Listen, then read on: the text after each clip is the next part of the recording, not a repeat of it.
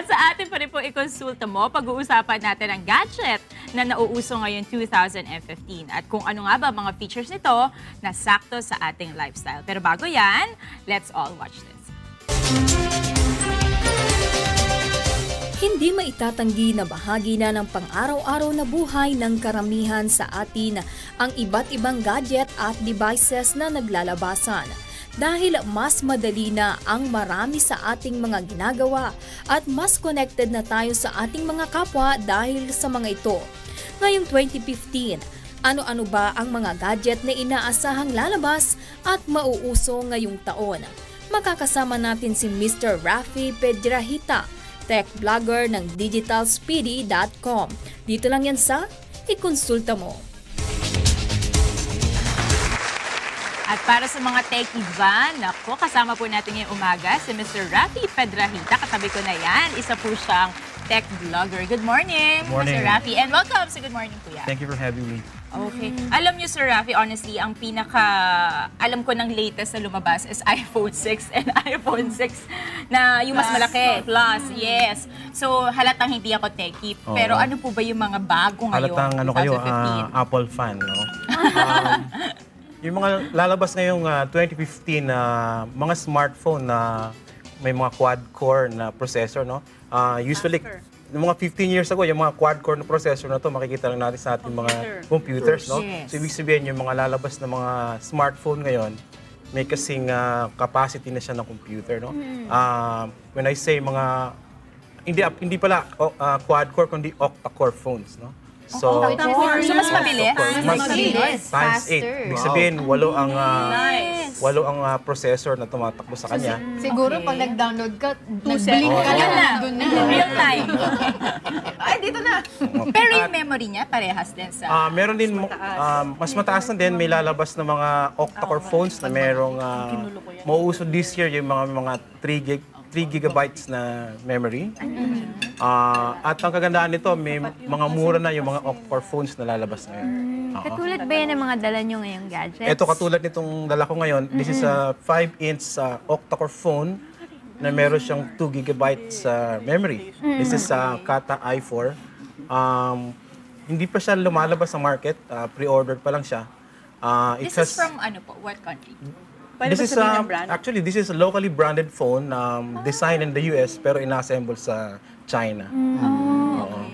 This is Kata i4. 10,000 plus lang ito. 10,000 plus. Kamusta yung mga features? Mga feature niya, malaki yung storage niya. Kadalasan ng mga smartphone, mga 8 gig to 16 gig lang. Ito meron siyang 32 gig na storage. Wow!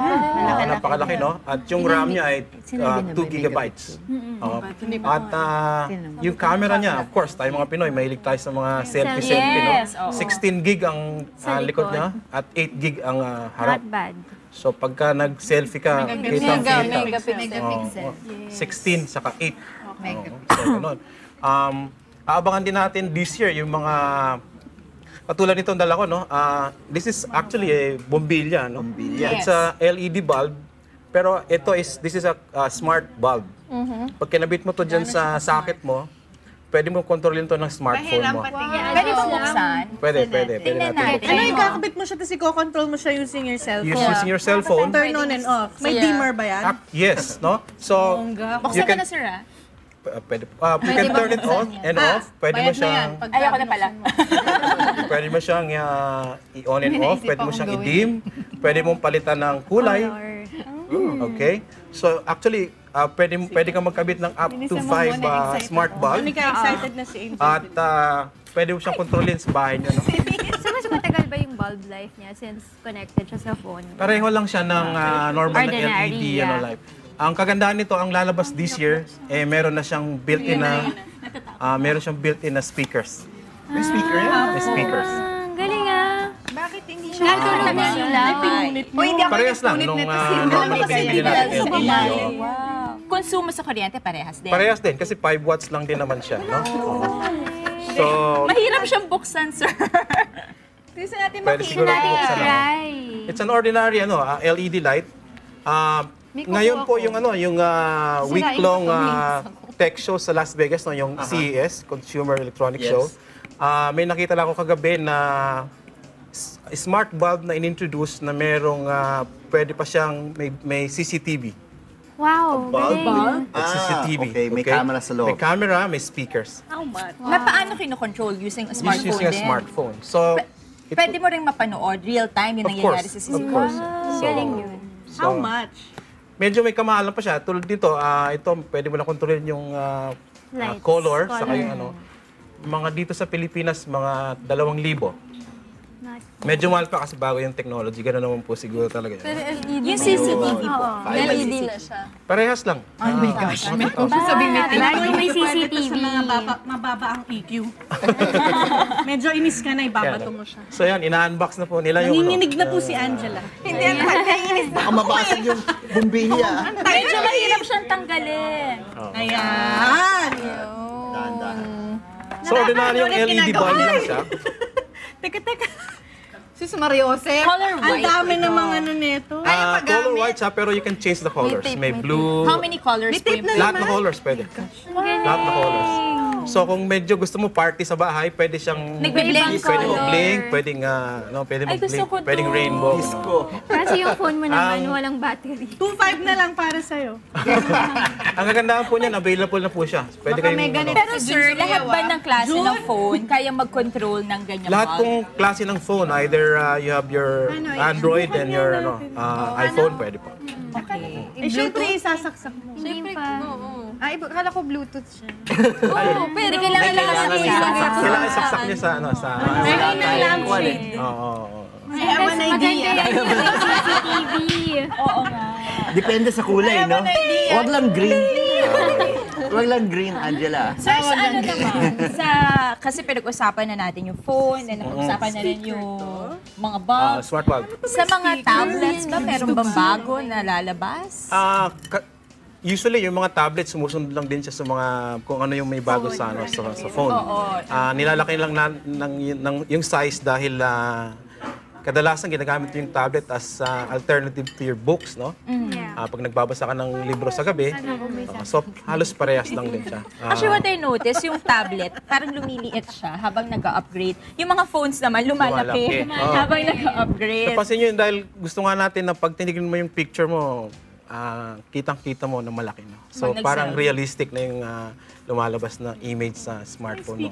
Kaya lumiliit yung tablets naman dahil napansin mo yung iPad dati, ang laki. Pero pag naghihintay ka sa airport, medyo mabigat, no? Yes, May strain yung kamay mo. Lalo kung nagbabasa ka sa gabi. Kaya paliit siya ng That's why paliit. yung Plus, di ba, ganun na yung ginawa nila Yes, para you oo. don't have to buy a tab na. Correct. Ano naman po yung camera ang dala nyo? This year naman, lalabas yung mga mirrorless camera na may Wi-Fi. Actually, yung mirrorless po, matagal na siyang technology, siguro mga Anong 4 years. mirrorless? Anong concept? Yung DSLR, yung mga malalaking Yeah. camera, matagal ng technology yan. Panahon pa ng mga lolo natin, mayroong ganon. Nilagay lang siya ng digital storage, kaya naging digital. Paliit na rin yung camera. So wala na yung concept na may mirror, may bumubukas na ganon. So number one, ang advantage nito, hindi na siya maingay. Oo. At dun sa mga seryosong photographers, magaan itong dalhin. Maliit. Tsaka you can Compact. easily upload the photos Correct. na, di ba? Kasi So, connected, may wifi na Oo. siya. May... Yung mga katulad namin na nagko-cover sa mga technology event, madali namin may upload yung mga pictures at maganda yung quality sigurado dahil camera nga ito. Ilang megapixel naman? Yung mga compact cameras na ganito may mga 16 megapixels. 16. Yeah. And how much? Itong dala ko is Fujifilm, mga 30,000 po siya. Mabilis din yan i-print. I mean, nako-connect sa mga laptop. Yes. So you can upload your pictures immediately to your smartphones, your tablets. Ay, napapalitan yung lens. Ay, hindi po. Ito is Naiwan. fixed lens. Fixed lens. I'm sure marami sa atin talagang sobrang na-excite sa mga gadgets na to. Meron po kayong blog, no? Baka gusto niyo po i-promote, doon namin mababasa lahat yung inyong mga updates. Oo, meron po akong blog na 5 years na siya this 2015, digitalspidey.com. Nakita niyo po sa screen. Nagsusulat po ako ng mga technology-related articles. Nagre-review po ako ng mga gadgets at kung ano-ano pang related sa technology po. Alright. Thank you so much, Mr. Rafi Pedrahita. Isa po siyang tech vlogger dahil ang dami nating natutunan sa mga mauusong gadgets ngayong 2015.